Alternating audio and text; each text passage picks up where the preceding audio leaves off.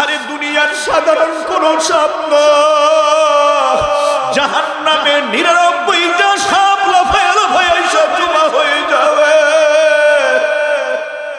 এক একটা সাপে পা থেকে মাথা পর্যন্ত নাফরমান বদমাশ বেনামাজিকে পেছাইয়া এমন জোরে চাপ মারবে,